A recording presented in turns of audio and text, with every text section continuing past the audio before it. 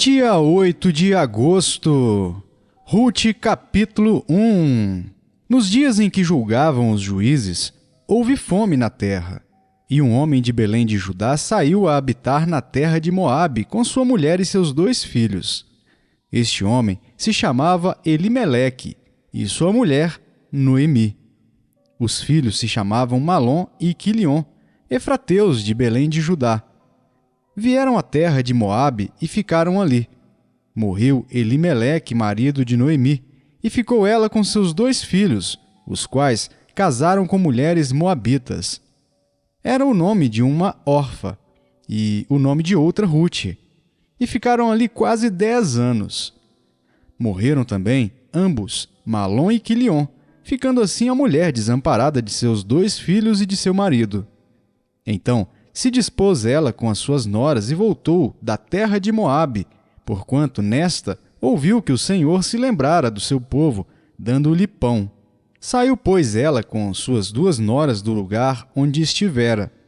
E indo elas caminhando de volta para a terra de Judá, disse-lhes Noemi: Ide, voltai cada uma à casa de sua mãe, e o Senhor use convosco de benevolência, como vós usastes com os que morreram e comigo. O Senhor vos dê que sejais felizes, cada uma em casa de seu marido. E beijou-as.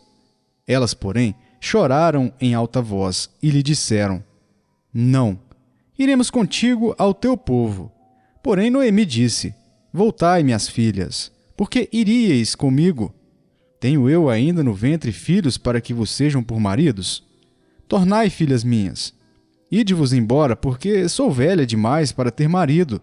Ainda quando eu dissesse: Tenho esperança, ou ainda que esta noite tivesse marido e houvesse filhos, esperá-los eis até que viessem a ser grandes, abster-vos-íeis de tomardes marido? Não, filhas minhas, porque por vossa causa a mim me amarga o ter o Senhor descarregado contra mim a sua mão. Então, de novo, choraram em voz alta. Orfa, com um beijo, se despediu de sua sogra, porém Rute se apegou a ela. Disse Noemi: Eis que tua cunhada voltou ao seu povo e aos seus deuses. Também tu, volta após a tua cunhada. Disse, porém, Rute: Não me instes para que te deixe e me obrigue a não seguir-te, porque aonde quer que fores, irei eu, e onde quer que pousares, ali pousarei eu. O teu povo é o meu povo, o teu Deus é o meu Deus. Onde quer que morreres, morrerei eu, e aí serei sepultada. Faça-me o Senhor o que bem lhe aprouver, se outra coisa que não seja a morte me separar de ti. Vendo, pois, Noemi, que de todo estava resolvida a acompanhá-la, deixou de insistir com ela. Então ambas se foram, até que chegaram a Belém. Sucedeu que, ao chegarem ali, toda a cidade se comoveu por causa delas, e as mulheres diziam: Não é esta Noemi? Porém, ela lhes dizia: Não me chameis Noemi, chamai-me Mara, porque grande amargura me tem dado o Todo-Poderoso. Ditosa eu parti, porém o Senhor me fez voltar pobre. Por que, pois, me chamareis Noemi, visto que o Senhor se manifestou contra mim e o Todo-Poderoso me tem afligido? Assim, voltou Noemi da terra de Moabe com Rute, sua nora moabita, e chegaram a Belém no princípio da cega da cevada. Atos dos Apóstolos, capítulo 26. A seguir, Agripa, dirigindo-se a Paulo, disse: É permitido que uses da palavra em tua defesa. Então Paulo, estendendo a mão, passou a defender-se nestes termos: Tenho-me por feliz, ó rei Agripa, pelo privilégio de hoje, na tua presença, poder produzir a minha defesa de todas as acusações feitas contra mim pelos judeus, mormente porque és versado em todos os costumes e questões que há entre os judeus. Por isso, eu te peço que me ouças com paciência. Quanto à minha vida, desde a mocidade, como decorreu desde o princípio entre o meu povo e em Jerusalém, todos os judeus a conhecem, pois, na verdade, eu era conhecido deles desde o princípio, se assim o quiserem testemunhar, porque vivi fariseu conforme a seita mais severa da nossa religião. E agora estou sendo julgado por causa da esperança da promessa que por Deus foi feita a nossos pais, a qual as nossas 12 tribos, servindo a Deus fervorosamente, de noite e de dia, almejam alcançar. É no tocante a esta esperança, ó Rei, que eu sou acusado pelos judeus. Porque se julga incrível entre vós que Deus ressuscite os mortos. Na verdade, a mim me parecia que muitas coisas devia eu praticar contra o nome de Jesus, o Nazareno. E assim procedi em Jerusalém. Havendo eu recebido a autorização dos principais sacerdotes, encerrei muitos dos santos nas prisões, e contra estes dava o meu voto, quando os matavam. Muitas vezes os castiguei por todas as sinagogas, obrigando-os até a blasfemar, e demasiadamente enfurecido contra eles, mesmo por cidades estranhas os perseguia. Com estes intuitos, parti para Damasco, levando autorização dos principais sacerdotes, e por eles comissionado.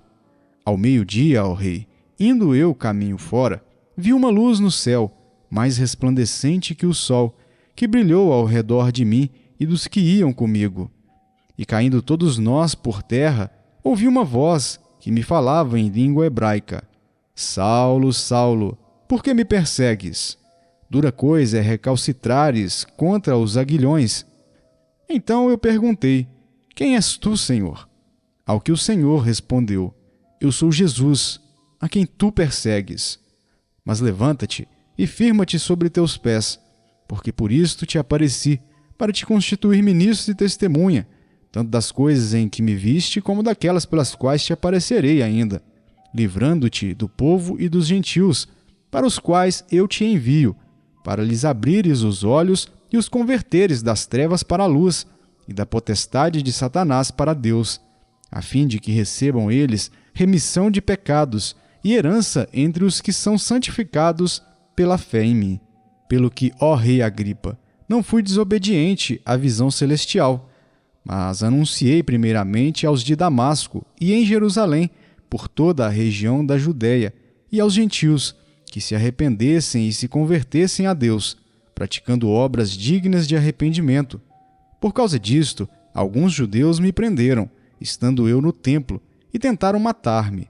Mas, alcançando o socorro de Deus, permaneço até o dia de hoje, dando testemunho tanto a pequenos como a grandes, nada dizendo, senão o que os profetas e Moisés disseram haver de acontecer, isto é, que o Cristo devia padecer, e sendo o primeiro da ressurreição dos mortos, anunciaria a luz ao povo e aos gentios.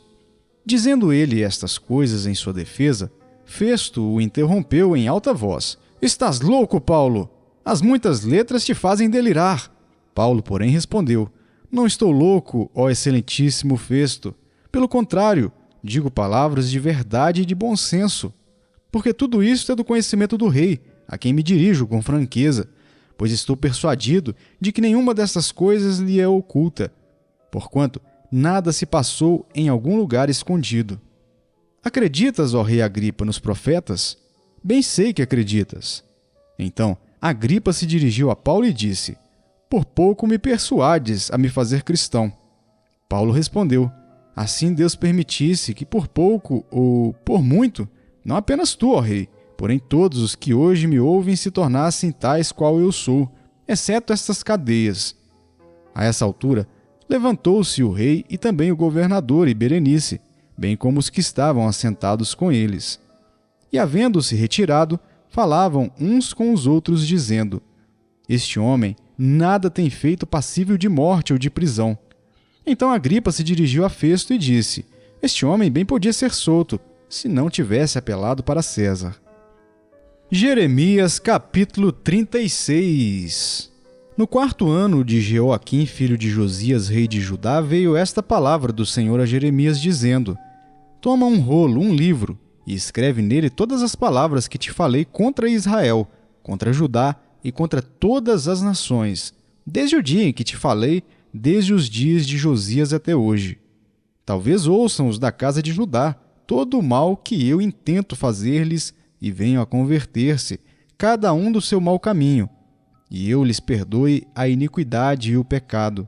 Então Jeremias chamou a Baruque, filho de Nerias. Escreveu Baruque no rolo, segundo o que ditou Jeremias, todas as palavras que a este o Senhor havia revelado.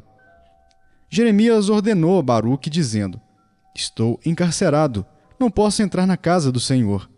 Entra, pois, tu e do rolo que escreveste, segundo o que eu ditei, lê todas as palavras do Senhor diante do povo na casa do Senhor no dia de jejum.